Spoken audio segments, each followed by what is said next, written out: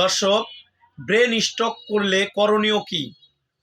দর্শক মনে রাখবেন, স্ট্রোক করলে যা করবেন, দ্রুত 999-999 বা অ্যাম্বুলেন্সে কল করবেন।